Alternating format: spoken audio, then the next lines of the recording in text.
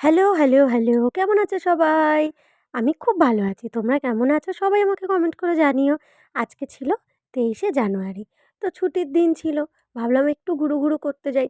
এদিকে ছেলেটা এত ছোট তার জন্য তো কোথাও বেরোনো হয় না ঠান্ডার মধ্যে। আজকে ঠান্ডাটাও কম ছিল। সেইজন্য একটু ঘুরু করতে বেরিয়ে গেলাম। আমরা গেছিলাম গৌরীবাড়ি পরেশনাথ মন্দিরে। দেখো বেরিয়েছি আমি, আমার শাশুড়ি মা, আমার হাসব্যান্ড আর আমার ছেলে ৪ জন মিলে আমরা ঘুরতে বেরিয়ে গেছিলাম। হঠাৎ করে প্ল্যানিং করলাম যে কোথায় যাওয়া যায়, কোথায় যাওয়া যায়? যেহেতু আমরা ওলা করে যাবো সেহেতু ভাবলাম তাহলে মাকেও নিয়ে নিই। এই দেখো এটা আমার শাশুড়ি মা আর সামনে আমার ছেলে আর ওর বাবা ছিল। আমার ছেলে এমনি ঘরে কান্নাকাটি করলেও ঘুরতে বেরোলে একদম বাবু শান্ত। দেখো এই যে আমরা ঢুকছি, এটা হলো মেইন গেট। ঢুকেই ডান দিকে একটা পুকুর আছে আর বাঁদিকে মন্দিরগুলো আছে। খুবই সুন্দর লাগে মন্দিরগুলো।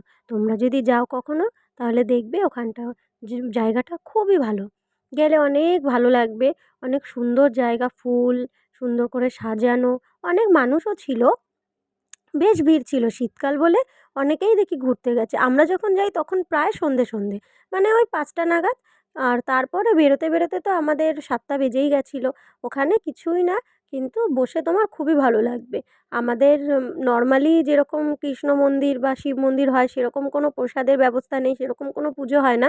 এটা হলো জৈনদের মন্দির, কিন্তু গেলে খুবই ভালো লাগবে। দেখো এটা একটা মহল আর এটা হলো পুকুর। এই পুকুরে কত বড় মাছ ছিল। কেউ বলছে হাইব্রিড মাগুর, কেউ বলছে পাঙাশ, কী মাছ জানি না। কিন্তু এটা অনেক ভালো লাগছিল দেখতে, তার জন্য আমি ভিডিও করলাম। বড় সাদা মাছ, বড় কালো মাছ, সাদা আর কালো এই দুটো কালারই ছিল। দেখো খুব ভালো লাগবে। আর যখন মাছগুলো কাছে আসছিল না, এত বড় ছিল আমি জানি না ফোনে তোমরা বুঝতে পারছো কি না। দেখো এই যে একদম সামনে চলে এসছে। খুব বড় মাছগুলো ছিল। দেখতে খুবই ভালো লাগছিল। যার জন্যই ভিডিওটা করা। এবার দূরে দেখি দুটো সাদা মাছ। সাদা মাছ দুটো এত অসাধারণ দেখতে লাগছিল যে তোমাদের কি বলবো। খুবই ভালো লাগছিল। তারপর আমরা বললাম চলো তাহলে একটুখানি আশেপাশে ঘুরে দেখি, মন্দিরের দিকে এগিয়ে যাই। ছেলেকে ওর বাবাই কোলে নিয়ে রেখেছিল, ভিডিও করার দায়িত্ব ছিল আমার। আর ফটো তোলা, ভিডিও করা এগুলো আমি দায়িত্ব নিয়েছিলাম আর ছেলেকে ওর বাবাকে বলেছিলাম ছেলেকে তুমি ধরো। আর সারাক্ষণ তো আমিই নিয়ে থাকি। একটু ঘুরতে বেরিয়েছি, ওর বাবা বলল ঠিক আছে তুমি রিল্যাক্স হয়ে ঘোরো, ছেলেকে আর তোমার আজকে নিতে হবে না, আমিই ছেলেকে সবসময় নিয়ে রাখবো।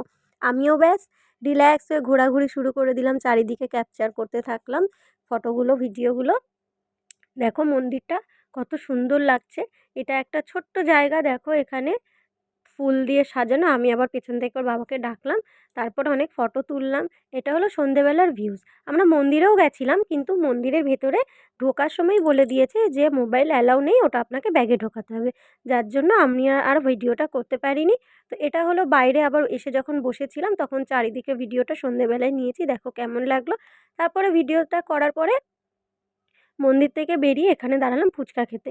ফুচকাটা এত অসাধারণ মেখেছিল যে তোমাদের কি বলবো, খুবই ভালো লেগেছিল খেতে। তারপরে এই পাশে আরেকটা মন্দির আছে, দাদাবাড়ি মন্দির, সেখানে দেখলাম সেখানেও অনেক লোক যাচ্ছিল। সেখানে ঢুকছিলাম, তো আমি ভিডিও করতে ঢুকছি, অমনি নয়ন আমাকে বলল যে এখানে ভিডিও করা অ্যালাউ নেই। তো আমি কি করব, যার জন্য ফোনটা রেখে দিতে হলো। ভেতরে গিয়ে এই ভিডিওটা চুপি তুলেছি। কেননা এখানে ভিডিও করতে দিচ্ছিল না, দেখলেই বকা দিত। আর আমার ছেলেকে দেখো এদিক ওদিক উঁচুতে, এত বড় মহলের মতো যে উঁচুতে তাকিয়েই দেখছি। তারপরে ভেলপুরি পাপড়ি চাটের দোকান থেকে পাপড়ি চাট নিলাম। আমার শাশুড়ি মা খাচ্ছেন, আমাদের ভিডিওটা তোলা হয়নি। আমার শাশুড়ি মা খাচ্ছে সেটাই তুলেছি। তারপরে এই ডালের বড়াগুলো নিলাম। ডালের বড়াগুলো নিয়ে খেলাম। খেয়ে ১ কাপ করে চা খেয়ে বাড়ি চলে আসলাম ওলা করে। টাটা! তোমরা জানিও কার কেমন লাগলো, আর এই ছুটির দিনে কে কোথায় ঘুরতে যাচ্ছ না যাচ্ছ সবাই কমেন্ট করে জানিও।